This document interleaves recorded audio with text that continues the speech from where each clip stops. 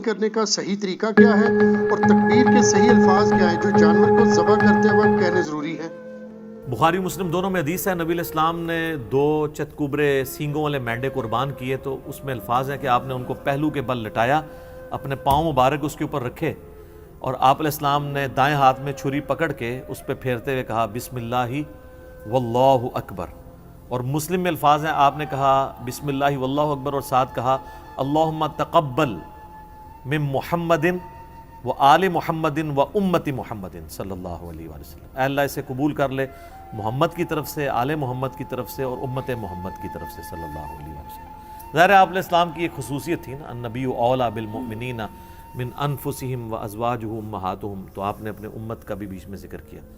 تو اس کا صحیح طریقہ یہ ہے کہ آپ نے اس پہ چھری پھیرتے وقت بسم اللہ واللہ اکبر یا بسم اللہ اللہ اکبر یا صرف بسم اللہ بھی پڑھ سکتے ہیں، اللہ کا نام لینا ہے، جو قرآن حکیم میں 4 دفعہ ہے کہ وہ جانور حرام ہے جس کے ذبح کے وقت اللہ کا نام نہ لیا جائے۔ یہ لفظ ہے ذبح، ویسے ہم اردو میں ذبح بولتے ہیں، یہ ذبح نہیں ہے، ذبح ہے زبر کے ساتھ، ذبح کے وقت۔ پھر مسلم شریف میں یہ بھی حدیث ہے کہ چھری کو تیز کرو اور جانور کو اس سے آرام پہنچاؤ تاکہ جلدی جلدی، اور اس کو جب آپ ذبح کریں گے تو ذبح کرتے ہوئے گردن ہی پوری الگ نہیں کر دینی، بلکہ آپ نے اسپائنل کارڈ تک جا کے اس کو آپ نے روک لینا ہے، یعنی شارگ آپ نے کاٹنی ہے، وہ آپ نے پورا حرام مغز نہیں کاٹ دینا تاکہ اس کے دماغ اور جسم کا رشتہ برقرار ہے۔ پھر وہ زور سے جھٹکے مارتا ہے نا تو وہ اس کے جسم میں جتنا خون ہے نا جو بیکٹیریا کے لیے ایک سمجھ لے سود مند ریزروائر ہے، وہ نکل جاتا ہے، پھر وہ صاف ہو جاتا ہے۔ اسی لیے ہم جھٹکے گئے گوشت کو پریفریبل نہیں سمجھتے، ذبح والے گوشت کو، ذبیحہ کو بہتر سمجھتے ہیں۔ ٹھیک ہو گیا؟ جزاکم اللہ خیر۔ علی بھی اگلا سوال ہے، کیا جانور کو قبلہ رخ لٹانا اور دائیں ہاتھ سے ذبح کرنا ضروری ہے یا صرف سنت مبارکہ ہے؟ دیکھیں یہ سنت ہی ہے، فرض تو نہیں ہے۔ قبلہ رخ والا معاملہ تو مصنف عبدالرزاق میں ملتا ہے کہ عبداللہ بن عمر اس جانور کا گوشت پسند نہیں فرماتے تھے جسے قبلہ رخ قربان نہ کیا گیا ہو، لیکن یہ صرف ایک تقوی کی حد تک ہے، ورنہ جو آپ عام مرغیاں لینے جاتے ہیں تو وہ کیا قبلہ رخ کر رہے ہوتے ہیں؟ وہ بھی تو ذبح ہی ہو رہی ہوتی ہے نا۔ لیکن یہ ہے کہ یہ بڑے جانور یا چھوٹے جانور جو عید کے موقع پہ ہیں نا، یہ مسجدوں کے اندر قبلہ رخ ہی لوگ کرتے ہیں، تو یہ پریفریبل ہے، دائیں ہاتھ سے بھی کرنا پریفریبل ہے۔ لیکن اگر کوئی ہے ہی لیفٹی ہے، اس کے دائیں ہاتھ میں پکڑانا تو الٹا وہ جانور کو مصیبت ڈالنے والی بات ہے، کیونکہ مسلم شریف میں حدیث ہے کہ اپنی چھری کو تیز کرو اور جانور کو آرام پہنچاؤ۔ جانور کو آرام ایک لیفٹی اس وقت پہنچا سکتا ہے جب وہ بائیں ہاتھ سے اس کو کرے، کیونکہ طاقت اس کی اس میں ہے، تو وہ اس کا بائیں ہی بیسیکلی دایاں ہے۔ دایاں اس اعتبار سے بھی کہا جاتا ہے پاورفل، ٹھیک ہے، جس طرح بخاری مسلم میں حدیث ہے نبی علیہ السلام فرمایا اللہ کے دونوں ہاتھ دائیں ہیں، تو دونوں ہاتھوں نہیں دائیں ہو سکتے جیسا کہ اس کی شان کے لائق ہے، تو پاورفل، تو وہ لیفٹی کا وہی ہے۔ البتہ کھانے والا معاملہ اور لین دین میں چونکہ پاور نہیں لگتی ہے، وہ آپ دائیں ہاتھ سے کریں۔ صحیح مسلم میں حدیث ہے کہ شیطان بائیں ہاتھ سے کھاتا پیتا ہے، تم دائیں سے کھاؤ۔ اور مسلم شریف میں ایک حدیث ہے کہ آپ نے ایک شخص کو دیکھا وہ الٹے ہاتھ سے کھا رہا تھا، آپ نے فرمایا اللہ کے بندے دائیں ہاتھ سے کھا، تو اس نے اپنی شرمندگی بچانے کے لیے کہا کہ میرا تو دائیں ہاتھ کام ہی نہیں کرتا، جھوٹ بولا نا، تو حضور کی مبارک زبان سے الفاظ نکلے پھر تیرا دائیں ہاتھ نہ ہی اٹھے، اور فالج اس پہ گرا، وہ پوری زندگی اس کا دائیں ہاتھ پھر منہ تک نہیں پہنچا۔ کسی ایک کو تو نشان عبرت بنانا ہی ہوتا ہے نا، کسی کو حضور نے کہہ دیا کہ اللہ تیرا پیٹ نہ بھرے، پوری زندگی اس کا پیٹ نہیں بھرتا، تو نبی کی زبان سے جو بات نکلی ہے پھر وہ اس طریقے سے پوری ہوتی ہے۔ سنن ابن ماجہ میں حدیث ہے کہ نبی صلی اللہ علیہ وآلہ وسلم نے فرمایا کہ دائیں ہاتھ سے کھاؤ پیو اور دائیں ہاتھ سے لین دین بھی کرو۔ لین دین میں بھی ظاہر ہے کہ آپ روٹیاں، سبزی، نوٹ تو دائیں ہاتھ سے لے سکتے ہیں، لیکن ایک 10 کلو کا آپ کو اگر کوئی وزن پکڑا دیتا ہے تو ایک بندہ لیفٹی دائیں ہاتھ میں پکڑے گا تو ہو سکتا ہے وہ جس سے لے رہا ہے اسی کے پاؤں پہ ہی گرا دے پہلے، تو اس میں تو پھر لا یکلف اللہ نفسا الا وسعہا، تو وہ پھر بائیں ہاتھ سے ہی اسے پکڑے۔ اور اس میں جو بندہ ایکسپرٹ ہے نا اسی کو قربان کرنا چاہیے۔ بعض اوقات لوگ جو ہے نا وہ خون دیکھ کے یا چھری پھیرتے ہوئے خود بھی بے ہوش ہونے کے چانس ہوتے ہیں، تو شوق ہوتا ہے اس کا، پھر حال یہی ہے کہ وہ کسائی پھر ایسے لوگوں کو کہتے ہیں کہ آپ ہمارے ہاتھ کے اوپر ہاتھ رکھ لو، پھیرتا کسائی ہے، ٹھیک ہے، بس وہ ہلا کر لینے نا، تو ہاتھوں تے ہاتھ رکھ لینے، تو اس لیے جو ہے نا وہ اس میں دیکھنا چاہیے۔ ٹھیک ہے جی، جزاکم اللہ خیر علی۔ علی بھی اگلا سوال ہے، عید قربان کی قربانی کا وقت کب سٹارٹ ہوتا ہے اور کیا رات کے وقت قربانی کرنا بھی درست ہے؟ رات کے وقت کیوں نہیں کر سکتے؟ عموماً قصائی اس وقت نہیں آتے ہیں، ظاہر ہے پورا دن بیچارے قربانی کر کے تھک گئے ہوتے ہیں، تو کدھر رات کو آئیں گے؟ اس لیے ایک مت ہے. پھر رات کو کریں گے بھی تو آپ لوگوں کے دروازے توڑ کے تو ان کو جا کے گوشت نہیں بانٹیں گے، صبح تک تو اتنا گوشت سنبھال نہیں سکتے، وہ خراب ہو جائے گا. اس لیے رات کو قربانی نہیں کی جاتی. حرام اسے کوئی بھی نہیں سمجھتا. وقت شروع ہونے کا شیعہ کے ہاں تو فجر کے وقت ہی شروع کر دیتے ہیں. بخاری مسلم میں بہرحال حدیثیں یہ ہیں کہ نبی علیہ السلام نے فرمایا جس نے نماز عید سے پہلے قربانی کی اس نے قربانی گوشت کے لیے کی، وہ اللہ کے حضور قربانی نہیں لکھی جائے گی. قربانی وہی ہے جو بندہ عید کے بعد کرے. بلکہ بخاری مسلم میں ایک حدیث ہے کہ ایک صحابی نے پہلے کر لی تھی تو آپ علیہ السلام فرمایا کہ وہ گوشت تم ضرور کھاؤ، لیکن اگر تم نے اللہ کے لیے جو قربانی عید قربان والی قربانی ہے وہ تم دوبارہ اب کرو، کیونکہ تمہاری وہ والی قربانی اس میں شمار نہیں. ظاہر ہے شروع میں لوگ اس چیز کو لرن کر رہے تھے نا، تو وقت اس کا شروع ہوگا عید قربان کی جو نماز آپ عید الاضحیٰ کی پڑھتے ہیں اس کے فوراً بعد شروع ہو جائے گا، اور پھر 3 دن تک ہے. 10 11 12 کی مغرب سے پہلے پہلے آپ کر سکتے ہیں، اور یہاں پہ سٹارٹ ہوگا عید کی نماز کے بعد آپ اس کو سٹارٹ کر سکتے ہیں. باقی یہ ضروری نہیں ہے کہ آپ نے اگر عید نہیں پڑھی ہوئی تو آپ اپنا جانور قربان نہیں کر سکتے. عید کی نماز ویسے ہی سنت ہے، یہ واجب تو ہے نہیں ہے. خام خواہ دھکے سے کوئی واجب بنا دے لادہ بات ہے. تو اگر آپ نے عید کی نماز نہیں پڑھی ہوئی لیکن عامت المسلمین نے نماز پڑھ لی ہے اور کسی ایک جگہ پہ ہو گئی ہے اور اس کے بعد آپ جانور گرا لیتے ہیں، تو چاہے آپ نے پڑھی یا نہیں پڑھی آپ کا جانور وہ قربانی میں ہی شمار ہوگا، اس میں کوئی مسئلہ نہیں ہے. اور وہ بھی 3 دن کے اندر اندر آپ کو قربان کرنا ہوگا، 10 11 12 اور 12 کی مغرب سے پہلے پہلے. ٹھیک ہو گیا؟ جزاکم اللہ خیر. علی بھی اگلا سوال ہے، قربانی کے گوشت کے 3 حصے کرنا کیا سنت مبارکہ ہے؟ سنت مبارکہ نہیں ہے، لیکن سورۃ الحج میں یہ اشارہ ملتا ہے کہ جو حج کی قربانی ہے اس میں اللہ تعالیٰ فرماتا ہے کہ جب اللہ کے نام لے کے نہر کرو اونٹوں کو اور یہ اپنے پہلوؤں پر گر پڑیں تو پھر اس کے گوشت میں سے خود بھی کھاؤ اور مسکینوں کو بھی دو، سوالیوں کو بھی دو، اور جو سوال نہیں کرنے والے غریب ان میں بھی تقسیم کرو. تو اس کی بنیاد پہ کہا گیا کہ خود میں مراد خود اور آپ کے اپنے رشتہ دار ہیں، تو 2 حصے یہ بن گئے، اور تیسرا آپ نے مسکینوں اور غریبوں میں کرنا ہے. یہ اجتہاداً ہے سب کے نزدیک. اب سارا خود بھی کھا لیں تو جواز موجود ہے اس کا، لیکن بہتر ہی ہے کہ 3 حصے کرنے چاہیے جس طرح قرآن پاک میں اشارتاً ذکر آیا، اسی کو فالو کرنا چاہیے. اور اس میں 3 حصے یہ نہیں کہ سب سے بہترین اپنے پاس رکھ لیا ہے اور سب سے ناقص دوسروں کو دے دیا ہے، یا جو امیر رشتہ دار ہے اس کو اچھا بھیج دیا، غریب والے کو دوسرا بھیج دیا. تو اس طرح کا معاملہ نہیں کرنا چاہیے. آپ جو اپنے لیے پسند کرتے ہیں وہ لوگوں کے لیے پسند کریں. پھر وہی آیت جو بار بار آئے گی، لن تنالوا البر حتی تنفقوا مما تحبون. کبھی بھی نیکی کے اعلیٰ درجے کو نہیں پا سکتے جب تک کہ پسندیدہ چیزیں اللہ کے نام میں قربان نہ کر دو. ٹھیک ہو گئی؟ جزاکم اللہ. علی بھی اگلا سوال ہے، کیا قربانی کے دن جانور کے گوشت سے روزہ کھولنا چاہیے یا اس کے بغیر بھی ناشتہ کیا جا سکتا ہے؟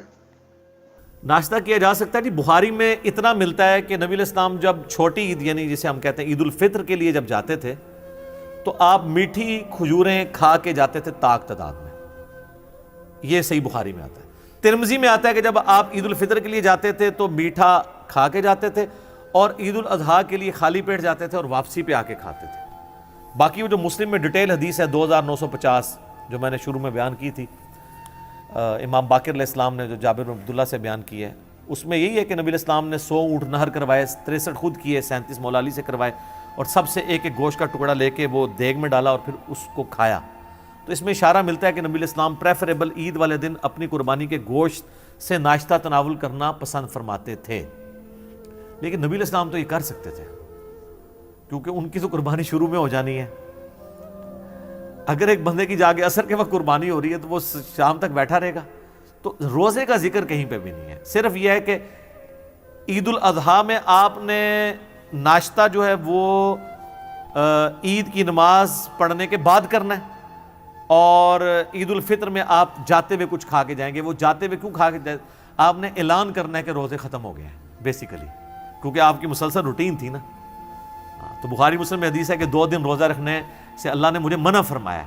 تو وہ جو منع ہونے کی جو ہے نا دلیل وہ یہی ہے کہ آپ نے جاتے ہوئے کرنا ہے. تو اب بڑی عید میں بھی اگر آپ نے شام تک روزہ چلانا ہے تو اس سے تو منع کیا گیا. تو آپ ناشتہ کر لیں لیکن واپسی پہ کریں، جاتے ہوئے کچھ کھا کے نہ جائیں. تو یہ چیز ہے. ٹھیک ہو. علی بھی اگلا سوال ہے، قربانی کی کھال کس تنظیم کو دینی چاہیے؟ اس کے علاوہ وہ بھی کوئی مصرف ہو تو وہ بھی ہمیں بتا دیجیے۔ تنظیم دیکھیں جی، اب تو آلموسٹ تنظیمیں ٹھنڈی ہو گئی ہیں کیونکہ کھالیں بہت سستی ہو گئی ہیں۔ جس طرح آج سے 20 سال پہلے بڑی کھال 5,000 روپے کی تھی، آج تو شاید وہ 25,000 کی ہوتی، لیکن تو اب 500 کے اوپر وہ کھالیں جو ہے نا وہ اٹھاتے ہی کوئی نہیں، اس پہ تو نمک ہی لگ جاتا ہے 100 روپے کا۔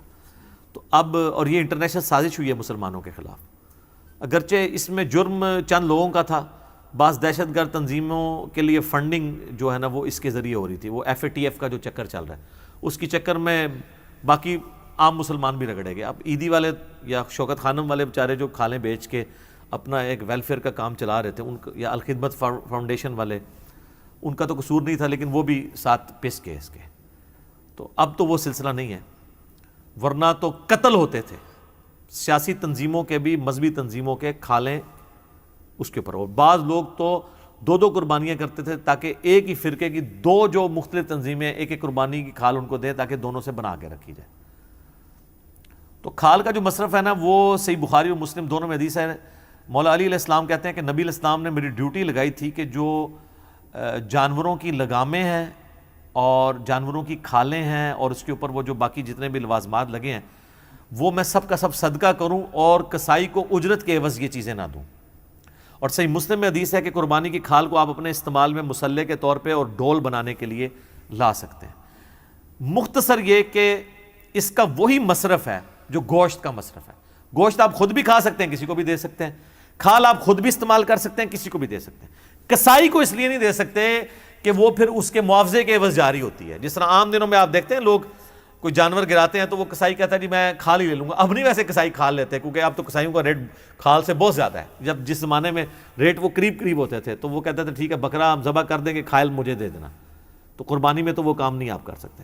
تو کھال کا مصرف یہ ہے کہ آپ کسی بھی تنظیم کو جو گورنمنٹ کی طرف سے رجسٹرڈ ہو، بینڈ نہ ہو، چاہے وہ سیاسی ہو یا مذہبی تنظیم ہے، آپ اس کو دے سکتے ہیں، خود بھی استعمال میں لے کے آ سکتے ہیں۔ ٹھیک ہو گیا؟ جزاکم اللہ۔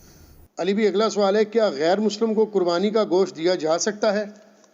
تالیف قلب کے لیے دے سکتے ہیں، اہل سنت اہل تشیع دونوں کا اتفاق ہے کہ غیر مسلم کو گوشت دیا جا سکتا ہے۔ قرآن نے جب ذکر کیا سورہ الحج کے اندر کہ مسکین کو اور غریبوں کو کھلاؤ، تو ظاہر ہے اس میں وہ بھی شامل ہیں۔ تو باقی جو لوگ کچھ احتیاط کرتے ہیں وہ کہتے ہیں آپ اس طرح کریں کہ جو آپ کا اپنا گوشت ہے وہ نہ دیں، آپ کے گھر جو دوسروں کا ہے وہ کسی اپنی کام کرنے والی کوئی کرسچن ہے اس کو آپ دے دیں۔ تو اگر کوئی زیادہ احتیاط میں جانا چاہتا ہے تو اس طریقے سے کر لیں، ورنہ اگر آپ قربانی کا گوشت ان کو بھی دیتے ہیں تو کوئی حرج نہیں ہے، تعریف قلب کے لیے ضرور دیا جا سکتا ہے۔ لیکن غریب مسلمانوں کو چھوڑ کے غریب غیر مسلموں کو تلاش کر کے دینا یہ بھی غلط ہے۔ اور قربانی والے دن جو آپ کے گھر آ جاتا ہے گوشت مانگنے کے لیے تو سورہ الحج میں ہے کہ جو مانگنے والے ہیں ان کو بھی دو، آپ ان کو ڈانٹیں نہ، تھوڑا دے دیں لیکن دیں ضرور، کوشش کریں کہ دے دیں۔ اور یہ اکثر لوگ کہتے ہیں یہ تو عیسائی ہے اس کو نہیں دینا، یہ تو فلاں ہے اس کو نہیں دینا، نہیں یار اس انسان ہے نا، آپ دیں گے۔ یہ اسی لیے ہے کہ آپ نے اللہ کی راہ میں خرچ کرنا ہے، اس دن لوگوں کو کھانا کھلانا ہے۔ قرآن میں آپ نے دیکھا ہے جہاں بھی آیا نا کھانا کھلانے کی ترغیب دلائی گئی ہے، مسکین غریب، کہیں نہیں ہے مسلمان مسکین تے مسلمان غریب، جنرل ہے۔ اس طرح آیا نا کہ جس نے ایک جان کو بچایا اس نے پوری انسانیت کو بچایا، سورۃ المائدہ آیت نمبر 32، اور جس نے ایک جان کو ناحق قتل کیا اس نے پوری انسانیت کو قتل کیا، تو وہ ایک جان کی بات ہو رہی ہے، مسلمان کافر کی نہیں۔ حتیٰ کہ صحیح بخاری میں حدیث ہے جس نے ایک ذمی کافر کو بھی قتل کر دیا جنت کی خوشبو نہیں پائے گا، اگرچہ جنت کی خوشبو 40 سال کی مسافت سے آ رہی ہوگی۔ جو ٹیکس پیئر کافر ہے اس کو قتل کرنے والا بھی جنت میں نہیں جائے گا اگرچہ وہ مسلمان ہے۔ سر کتنا سینسٹیو مسئلہ ہے۔ تو یہ مسلمان کافر وقت کے اس حوالے سے اس فرق سے آپ باہر نکلیں، غریبوں کو کھلائیں، جو غریب ہے نا جی اس کو کھلانے کی ضرورت ہے۔ ٹھیک ہے علی بھی اگلا سوال ہے، آن لائن قربانی کرنے کا کیا شرعی حکم ہے؟ آن لائن قربانی کے اوپر آلریڈی میرا ایک کلپ آ چکا ہے جس میں میں نے بتایا کہ آن لائن قربانی جو گورنمنٹ کی طرف سے اتھینٹیکیٹڈ آرگنائزیشنز ہیں ان کے تھرو کریں، یہ نہ ہو کہ آپ پیسے دیں، یا تو لوگ حج عمرے والے پیسے لے کے بھاگ جاتے ہیں، قربانی وہ کریں ہی نہ۔ ویسے حج اور عمرے کے موقع پر جو عرب کے اندر بینکوں میں آپ آن لائن قربانی کے لیے پیسے جمع کرواتے ہیں نا، تو وہ آپ کو ایک ریسپٹ دے دیتے ہیں، بڑی ذمہ داری سے کرتے ہیں۔ اس میں بھی بہتر یہ ہے کہ آپ کوئی بندہ ہائر کر لیں ایک گروپ کے لیے، تاکہ کم از کم ترتیب وہ قائم رہے۔ بخاری مسلم میں آتا ہے نا کہ آپ نے پہلے جمرات پہ کنکریاں مارنی، پھر قربانی کرنی ہے، پھر آپ نے سر منڈانا ہے۔ ویسے ہی انہی حدیث میں ملتا ہے کہ بعض صحابہ نے ترتیب بدلی ہے، کسی نے کوئی چیز آگے کی، کسی نے کوئی پیچھے کی، تو حضور نے کہا لا حرج لا حرج، لیکن افضل ترتیب تو یہی ہے جو نبی علیہ السلام کا اپنا عمل ہے، تو وہ اسی صورت میں ہوگا کہ جب آپ ٹائم کو مینٹین کریں گے۔ اب اتنے زیادہ حاجی ہیں تو آن لائن کرنا پڑ جاتا ہے، تو پاکستان میں بھی اگر آپ نے آن لائن قربانی کرنی ہے، الخدمت جماعت اسلامی والوں کی ہے، اور اس طریقے سے شوکت خانم والوں نے بھی شروع کیا ہے، تو آپ ان کو آن لائن قربانی، اور بعض اوقات وہ سستی بھی پڑ جاتی ہے۔ یہ ہے اس میں کہ کئی ایک ایسی صورتحال ہوتی ہے کہ وہ آپ کے گھر گوشت نہیں بھجواتے، وہ غریبوں کو دیتے ہیں، اور اس میں یہ ٹینشن نہیں ہے کہ آپ کا جانور دیکھنا ضروری ہے، بس یہ آپ نیابت ہوگی وہ کرتے رہیں گے۔ ہم نے بھی کئی بار سیلاب اور زلزلے کے کیس میں الخدمت والوں کو قربانی کے پیسے دیے ہیں، انہوں نے انہی علاقوں میں جا کے قربانی کر دی ہے، ہمارے گھر گوشت بھی نہیں آیا، بس ٹھیک ہے، اللہ کی طرف سے ادا ہو گیا۔ تو سورہ حج میں آیا کہ اللہ کو نہ گوشت پہنچتا ہے نہ خون پہنچتا ہے، بلکہ اللہ تمہارے تقوی کو دیکھتا ہے، وہ کافی ہے۔ جزاکم اللہ۔ علی بھی اگلا سوال ہے، قربانی کرنے کی بجائے اگر وہی رقم کسی غریب خاندان کی مالی مدد کے لیے دے دی جائے تو کیا زیادہ بہتر عمل نہیں ہوگا؟ اس کے اوپر میرا آلریڈی ایک کلپ آ چکا ہے ڈیٹیل کے ساتھ، میں مختصر یہاں پہ بھی بیان کر دیتا ہوں۔ دیکھیں جو شعار اللہ ہے آپ ان کو بدل نہیں سکتے۔ آج ہم مسجد میں نماز کے لیے جب جاتے ہیں، اذان کی آواز کی وجہ سے نہیں جاتے، گھڑی کی وجہ سے جاتے ہیں کہ جی 1:30 بجے زور ہے، تو پریکٹیکلی یورپ اور امریکہ میں تو اذان کی ضرورت ختم ہو چکی ہے، اور یہاں پہ بھی کئی جگہوں پہ، لیکن ہم اس کو بدل نہیں سکتے۔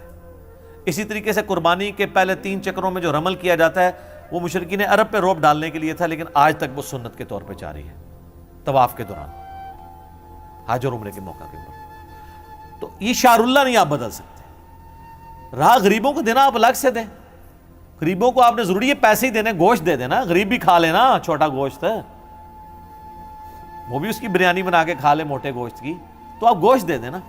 یہ ہمیں خام خواہ لوگوں کے دماغ میں کیڑا آتا ہے، اصل وہی ہے جو دین نے ایز اے شریعت آپ کو تعلیم کی ہے، آپ یہ کام نہیں کر سکتے۔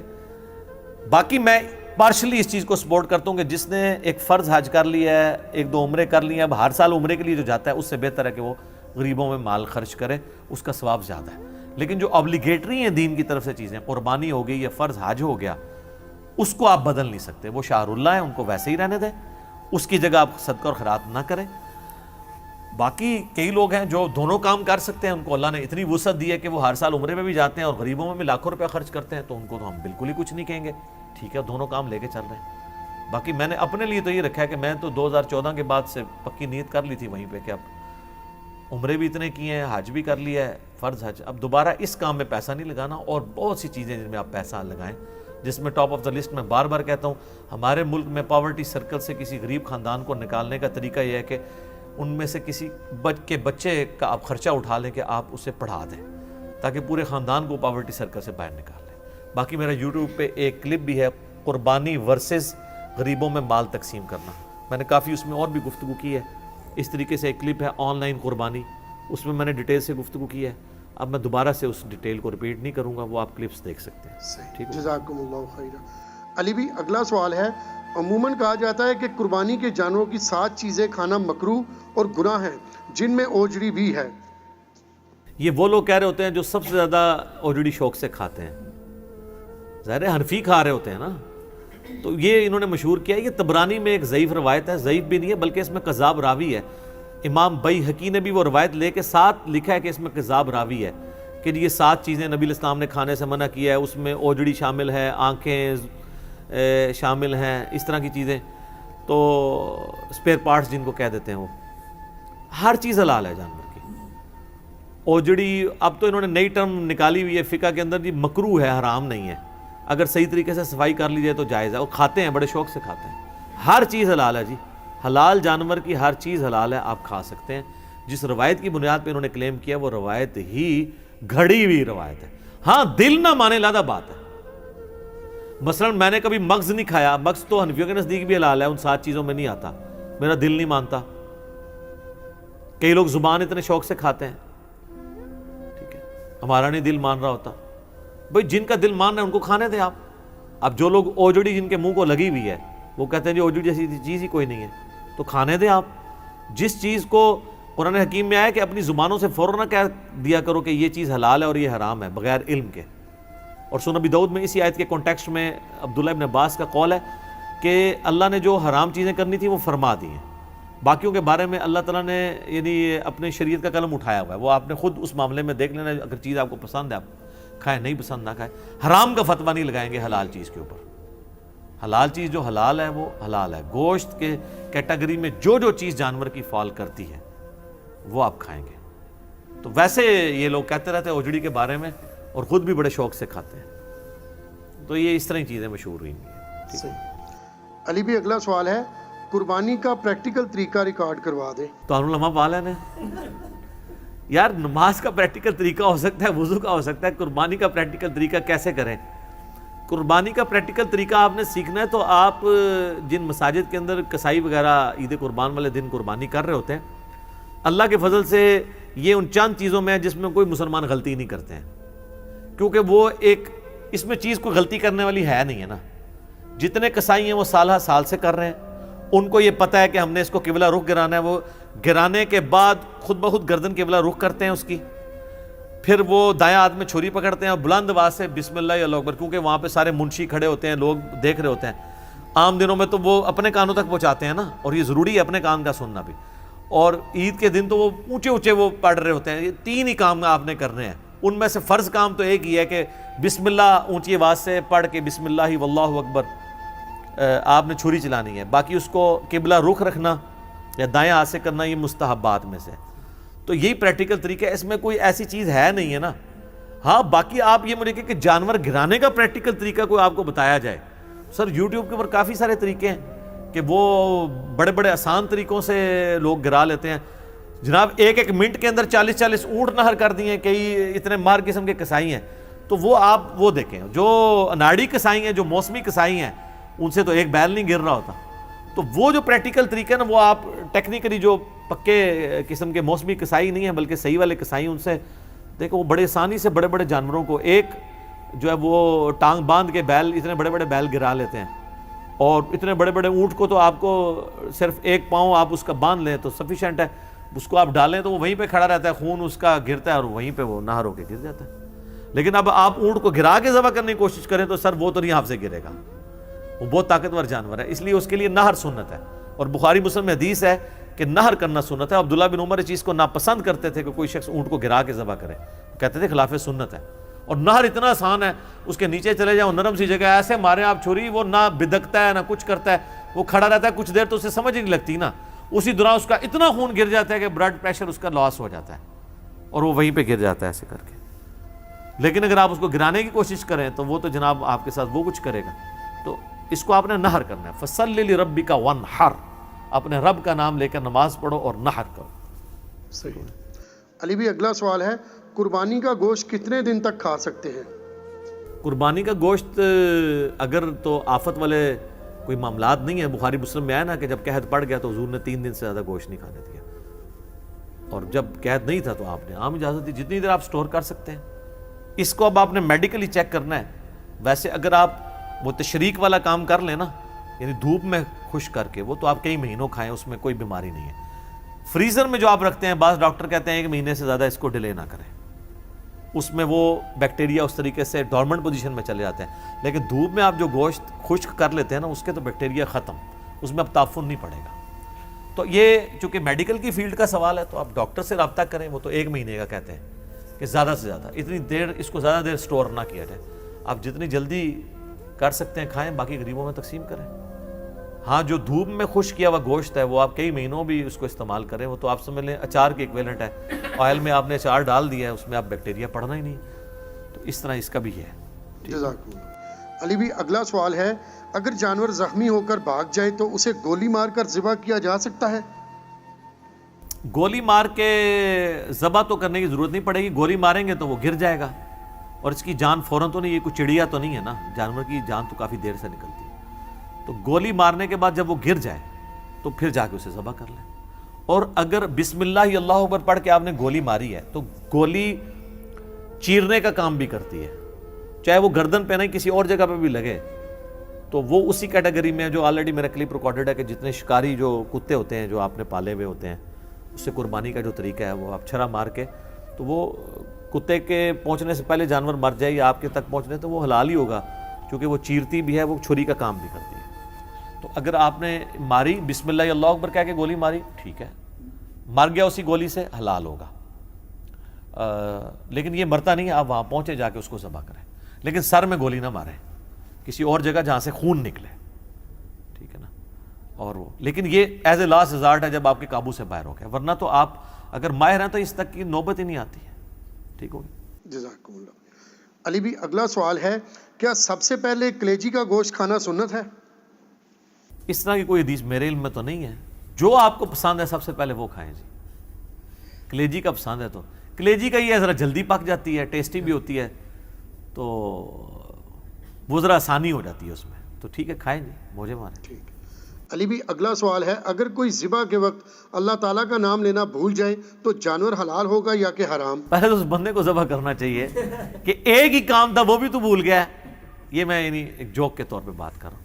اللہ کا نام لینا اگر وہ بھول گیا ہے تو پھر وہ کر رکھا ہے تو جانور تو حرام ہوگا. قرآن میں 4 جگہ ہے کہ جس کے ذبح کے وقت اللہ کا نام نہیں لیا گیا وہ جانور حرام ہے, اس کا گوشت بھی آپ استعمال نہیں کر سکتے.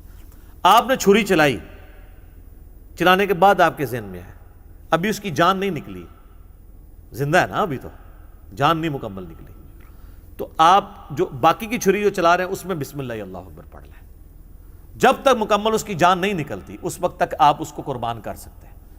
تو ویسے تو یہ کہ ایسے بندے کو جس کا دماغ ہی حاضر نہیں ہے اس کا کیا کام ہے وہ یہ کرے. اس لیے ہم تو جب مرغی بھی ذبح کروانے جاتے ہیں تو اس کو کہتے ہیں بھائی اونچی آواز سے تکبیر پڑھنا. تو یہ ہوتا نہیں ہے, ویسے ایک سوال تھا, انٹرٹین ہو گیا.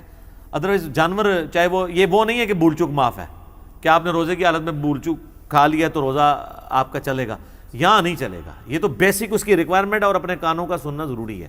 دل میں بھی تکبیر کافی نہیں ہے, ذہن میں رکھیے. نماز بھی دل میں پڑھنے سے نہیں ہوتی جب تک زبان سے نہ پڑھے.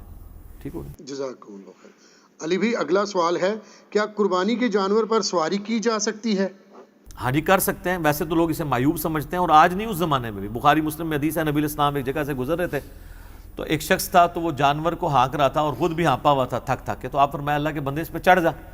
اس نے کہا یا رسول اللہ یہ قربانی کا جانور ہے. آپ فرمایا اللہ تجھ پہ رحم کرے, چڑھ اس کے اوپر. 3 دفعہ آپ نے فرمایا اسے, تو وہ اسے بے ادبی سمجھ رہا تھا. تو بے ادبی نہیں ہے, بلکہ مسلم شریف میں آیا کہ نبی علیہ السلام نے خود بھی اس جانور کے اوپر قربانی کی ہے جو آپ نے ہدی کے لیے جانور ساتھ لے کے جا رہے تھے. تو آپ جانور کے اوپر قربانی کر سکتے ہیں, وہ اس سواری کے طور پہ آپ اس کو استعمال کر سکتے ہیں. باقی اب بکرا ہے اور اس کے اوپر ایک کوئی 80 کلو کا بندہ چڑھ گیا تو وہ تو غلط ہے. یہ تو میں بیل کی بات کر رہا ہوں یا اونٹ کی, یا چھوٹا بچہ اور وہ بکرے کے اوپر چڑھ جاتا ہے جس کا اپنا 10-12 کلو وزن ہے. تو بڑا بندہ تو اب ظلم کرنے والی بات ہے نا, وہ تو شاید اس غرض میں لوگ کہتے ہوں کہ نہیں چڑھنا چاہیے. ادروائز آپ قربانی کے جانور کے اوپر سواری کر سکتے ہیں. جزاک اللہ. علی بھی اگلا سوال ہے, کیا قربانی کے 5 حصے اور کسائی کے 2 حصے گوشت کے لیے رکھے جا سکتے ہیں؟ نہیں, ساری قربانی برباد ہو جائے گی. ایک بندے نے بھی صرف گوشت کی نیت کی اور قربانی کی نہیں کی ہے, یا عقیقے کا حصہ بیچ میں ڈالا ہوا ہے. عقیقے کے لیے تو پوری جان دینی ہے آپ نے, میں الگ سے ڈسکس کر چکا ہوں. ایک بندہ بھی ایسا شامل ہے نا جس نے گوشت کے لیے ڈالا ہے اور قربانی کے لیے نہیں, باقی ساروں کا برباد. صحیح. علی بھائی اگلا سوال ہے, قربانی کا جانور گم ہو جائے اور بعد میں مل جائے تو اسے بیچ کر رقم لے سکتے ہیں, جبکہ اس کے بدلے میں نیا جانور خرید کر قربان کر لیا ہو؟ اگر نیا خرید کے قربان کر چکے ہیں پھر تو معاملہ ہی ختم ہو چکا ہے نا. وہ تو پھر آپ کا اس سے دستبردار ہو چکا ہوا ہے معاملہ. تو آپ وہ جانور جو ہے چاہے خود کھا لیں یا اس کو بیچ لیں, آپ اس کی رقم لے لیں. وہ تو اسی طریقے سے تھا, میں نے قربانی کے لیے جانور لیا, کچھ دن بعد مجھے ایک اور جانور پسند آیا تو میں اس کو بیچ کے ایک نیا لے لوں قربانی سے پہلے. اسی کو آپ اس طرح ایکسٹراپولیٹ کر لیں. تو اگر آپ کر چکے ہیں تو ٹھیک ہے, اور اگر آپ نے نہیں کیا ہوا, جانور گم گیا تھا اور آپ کے پاس استطاعت نہیں تھی تو آپ نے نیا بھی نہیں خریدا, ٹھیک ہے, جب بعد میں ملے اس وقت قربان کر لیں. صحیح. علی بھی اگلا سوال ہے, کیا جانور کو بے ہوشی کا ٹیکہ لگا کر ذبح کیا جا سکتا ہے؟ بے ہوشی کا ٹیکہ لگا کے آپ ذبح کر سکتے ہیں, کیونکہ اس کی جان تو نہیں نکلی ہوئی نا, اس وقت زندہ ہے. تو اگر آپ سمجھتے ہیں کہ آپ وہ بہت طاقتور جانور ہے تو آپ یہ کر لیں. یہ کوئی اس میں کوئی ایسا عیب نہیں ہے, کیونکہ قربانی کے وقت یہ کیا جا رہا ہے نا. اور عیب کے والے سے ایک چیز یہ بھی یاد رکھیے گا, اگر عیب جانور میں بعد میں پیدا ہوا ہے نا تو پھر اس کو عیب نہیں کہا جائے گا. مصنف عبدالرزاق کے اندر حدیث ہے کہ عبداللہ ابن زبیر نے ایک کانی اونٹنی دیکھی تو انہوں نے کہا اگر تو یہ کانی جو ہے نا وہ خریدنے کے بعد ہوئی ہے نا پھر تو قربانی کر لو, اور اگر یہ خریدنے سے پہلے کی تھی تو اس کی قربانی کوئی نہیں. اس طرح کوئی زخمی ہے, کوئی جانور چھلانگ مار کے ٹانگ توڑ لی ہے اس نے اپنی اور بعد میں زخمی ہوا ہے خریدنے کے بعد, تو اس کی قربانی لگ جائے گی، پہلے سے تھا پھر نہیں لگا۔ صحیح۔ علی بھائی اگلا سوال ہے، کیا سنی، شیعہ، بریلوی، دیوبندی اور اہل حدیث وغیرہ ایک ہی قربانی میں شریک ہو سکتے ہیں؟ نہیں ہو سکتے، کار کے تک دیکھ لو، نہیں ہوتے، ٹھیک ہے، شرعی طور پہ ہو سکتے ہیں، پریکٹیکلی نہیں ہوں گے۔ ہاں ظاہر ہے وہ تو ایک دوسرے کو مسلمان ہی نہیں سمجھتے، ویسے آپ کے ڈر کی وجہ سے نہ کہیں، آپ کہیں نا کسی یہ سبز پگڑی والے کو کہ ایک بد مذہب وہابی ہے، اس کا آپ کے جانور میں حصہ ڈالنا ہے، تو وہ کہے گا پہلے تو اس کو تجھے میں ذبح کروں گا نا جو تو میرے اس طرف کر رہا ہے۔ اہل حدیث سے کہیں کہ ایک قبر پرست، قبروں کا پجاری ہے ایک بریلوی ٹائپ بندہ، تو کہیں گے جناب آپ نے ہماری قربانی ضائع کرنی ہے۔ اس میں آلریڈی ایک کلپ بھی ریکارڈڈ موجود ہے، بھائی جو کلمہ کو مسلمان ہے نا، اس میں چاہے کوئی بھی ایپ پایا جاتا ہے وہ مسلمان ہے نا، تو اس کو آپ قربانی میں شریک کر سکتے ہیں۔ باقی آپ کا دل نہیں مانتا آپ نہ کریں، اپنے اپنے بریلویوں میں کریں، دیوبندیوں میں کریں، اہل حدیث میں کریں، شیعہ میں کریں، بہتر عافیت اسی میں ہی ہے کہ اپنے کفر میں قربانی کریں، ان کا کفر یہی ہے نا۔ صحیح۔ علی بھی اگلا سوال ہے، کیا کسی غیر مسلم سے قربانی کا جانور خرید سکتے ہیں؟ ہاں کیوں نہیں خرید سکتے، غیر مسلم کے ساتھ آپ کاروبار بھی کر سکتے ہیں۔ بخاری مسلم میں حدیث ہے کہ آپ علیہ السلام جب فوت ہوئے تو آپ کی زرہ جو ہے یہودی کے پاس چند گیہوں کے عوض گروی رکھی ہوئی تھی، تو غیر مسلم سے آپ کیوں نہیں خرید سکتے، بالکل نہیں۔ صحیح۔ علی بھائی اگلا سوال ہے، کیا غیر مسلم کسائی سے جانور ذبح کروا سکتے ہیں؟ ہاں جی، اگر وہ اہل کتاب ہے تو قرآن میں ہے نا سورہ المائدہ کے اندر کہ اہل کتاب کا ذبیحہ اور ان کی عورتیں حلال کی گئی۔ اہل کتاب سے مراد یعنی وہ جو آسمانی مذہب کا ماننے والا ہے، یہودی اور عیسائی، چاہے وہ شرک بھی کرتے ہوں، اللہ نے ان کو فرق کیا ہے، بت پرست مشرکین سے اہل کتاب کو ممتاز کیا ہے، تو وہ اللہ کا نام لے کے اگر ذبح کریں گے تو ہوگا۔ اگر اللہ کا نام انہوں نے نہیں لیا تو چاہے مسلمان اللہ کا نام نہ لے، چاہے یہودی عیسائی نہ لے، وہ جانور حرام ہوگا۔ تو کئی یہاں پہ کسائی ہیں جو کرسچن ہیں، اللہ کا نام لے کے ذبح کرتے ہیں، بلکہ وہ باقیوں سے کم ریٹ لیتے ہیں، تو آپ ان سے کروائیں، بس ان کی تھوڑی نگرانی کر لیں کہ اللہ کا نام لے کے ذبح کریں۔ صحیح۔ علی بھی اگلا سوال ہے، کیا قربانی کے موقع پر تمام حصہ داروں کی موجودگی اور ہاتھ پھیرنا بھی ضروری ہے؟ نہیں، کوئی ضروری نہیں ہے جی، ہاتھ پھیرنا نہ موجودگی ضروری ہے، ایک ٹریڈیشن ہے، وہ اس وقت بلا لیتے ہیں۔ آن لائن قربانی میں تو اب یہ چیزیں بھی ختم ہو چکی ہیں، یہ کوئی ضروری نہیں ہے، اس کی شرائط میں سے نہیں، یہ ہماری ایک ٹریڈیشن چل رہی ہے، ٹھیک ہے۔ صحیح۔ علی بھی اگلا سوال ہے، کیا جانور کی رسی، گھنٹی، زنجیر وغیرہ وغیرہ ذاتی استعمال میں لا سکتے ہیں یا انہیں بھی خیرات کرنا ہوگا؟ ذاتی استعمال میں لا سکتے ہیں جی، جو گوشت کا مصرف ہے نا وہ ان چیزوں کا مصرف ہے۔ بخاری مسلم دونوں میں حضرت علی کہتے ہیں مجھے نبی علیہ السلام نے اونٹوں کے اوپر نگران بنایا جو حج کے موقع پر قربان کیے جا رہے تھے، اور مجھے یہ ساتھ بتایا آپ صلی اللہ علیہ وآلہ وسلم نے کہ دیکھنا اس کی جو لگامیں ہیں یا اس طریقے سے وہ جو گھنٹیاں باندھی ہوئی ہیں بیچ میں یا اوپر کسی کے زین رکھی ہوئی ہے یا اس طرح کے ایشوز ہیں، اور اس کی کھال اس کو کسائی کو نہیں دینی ہے اس چیز کے عوض کہ تم اس کی اجرت کے عوض اس کو دے رہے ہو، بلکہ اس کو صدقہ کرنا ہے۔ اور مسلم شریف میں حدیث ہے کہ آپ ان چیزوں کو کھال کو اپنے استعمال میں بھی لا سکتے ہیں، اس کا ڈول بنا سکتے ہیں، مسلح بنا سکتے ہیں۔ مختصر یہ ہے کہ اس کا مصرف وہی ہے جو گوشت کا ہے۔ قربانی کا گوشت آپ بیچ نہیں سکتے، غریبوں کو دے سکتے ہیں، رشتہ داروں کو دے سکتے ہیں، خود کھا سکتے ہیں۔ کسائی کو نہیں دے سکتے کہ بھئی یہ 5 کلو گوشت رکھ لو، میں نے جو اب تمہیں 5,000 روپیہ دینی تھی مزدوری، وہ نہیں دے سکتے۔ یہ وہ بات ہے وہ جو ہر مسلمان کو پتہ ہے۔ تو کھال کے ساتھ بھی یہی کرنا ہے کہ کھال آپ خود استعمال میں لائیں، کسی کو صدقہ کر دیں، کسی الخدمت فاؤنڈیشن والوں کو دے دیں، عیدی والوں کو دے دیں، یا شوکت خانم والوں کو دے دیں، ان چیزوں کے لیے آپ استعمال کر سکتے ہیں۔ ٹھیک ہوگا جی؟ ہاں جی، سوال ختم ہو گئے۔ اور کسی کے ذہن میں کوئی ایسی بات ہے جو کوئی ڈسکس کرنے والی ہے؟ چونکہ ہم نے پوری دنیا سے فیڈ بیک لیا تھا، آلموسٹ اصول میں ہر بات ڈسکس ہو چکی ہے۔ کوئی ہے جی بات؟ کیا؟ نہیں مارنا نہیں چاہیے قربانی کے جانوروں کو، بلکہ ان کو اشعار اللہ ہیں، آپ ان کو پیار سے رکھیں۔ میں نے تو ایسے کو مارتے ہوئے نہیں دیکھے ہیں، مارنے والے وہ ہوتے ہیں جو بیچ رہے ہوتے ہیں، جو بیچارے خریدتے ہیں وہ تو اس کو پتہ نہیں کیا کیا لاڈ کرتے ہیں، ٹھیک ہے۔ ہاں بعض اوقات اگر کوئی ضدی قسم کا جانور آ گیا ہے اور وہ چل نہیں رہا اور تھوڑا بہت اسے مارنا پڑتا ہے جس سے اس کی ہڈی نہ ٹوٹے، اس کو زخم نہ آئے، تو وہ ایک جواز کی حد تک ہے۔ باقی تو لوگ بڑے پیار کے ساتھ اسے رکھتے ہیں اور محبت کے ساتھ لوگ گھروں میں رکھتے ہیں، بلکہ قربانی کے دنوں میں تو گھروں کے اندر ایک یہ فرد کے حیثیت سے شامل ہوئے ہوتے ہیں جن لوگوں نے گھروں میں رکھے ہیں، ظاہر ان کی بڑی خدمت کرنی پڑ جاتی ہے، ادروائز تو پھر وہ بیمار بھی ہو جاتے ہیں، اس چیز کے چانسز بھی ہوتے ہیں کہ آپ ان کو غلط خوراک کھلا دیں، تو مار نہیں سکتے۔ باقی اس کو اگر کوئی مارنا کہتا ہے نا، جو ہدی کے جانوروں کے لیے ایک سنت ہے بخاری مسلم میں کہ شار کرنا، کہ ہلکی سی ان پہ نوک لگا کے کوہان کے اوپر خون نکلے تو اس کو مل دینا، تو یہ ایک سنت عمل ہے، اس کو کوئی یہ نہیں کہہ سکتے کہ آپ نے کوئی مسئلہ کر دیا، یہ سنت عمل کے اندر شامل ہے۔ بلکہ جامع ترمذی میں آتا ہے کہ امام وکی کے سامنے کسی نے کہہ دیا یہ تو امام حنیفہ اور اسے مسئلہ سمجھتے ہیں، انہوں نے کہا تیری سزا ہے کہ تجھے قید کروا دیا جائے، کہ میں تجھے رسول اللہ کا حکم بتا رہا ہوں، کہہ رہا ہے وہ حنیفہ اسے مسئلہ سمجھتے ہیں۔ نبی علیہ السلام کی سنت مسئلہ تو تب ہے نا کہ وہ کوئی اس کی کوہانی اتار دے، وہ تو ہلکی سی نوک ہے، وہ تو بیچاروں کو دن میں کتنی ٹھوکریں لگتی رہتی ہیں، تو ایک سنت عمل ہے، ٹھیک ہے نا۔ پھر جو پیچھے حنفی ہیں نا، وہ پھر اس کا دفاع کرتے ہیں، نہیں امام حنیفہ نے اس کو مسئلہ کہا تو ذرا زیادہ نوک لگ جائے، حالانکہ وہ شار زیادہ وہ کوئی نہ کوئی وچ پاک کاٹ لیتے ہیں، ٹھیک ہے نا۔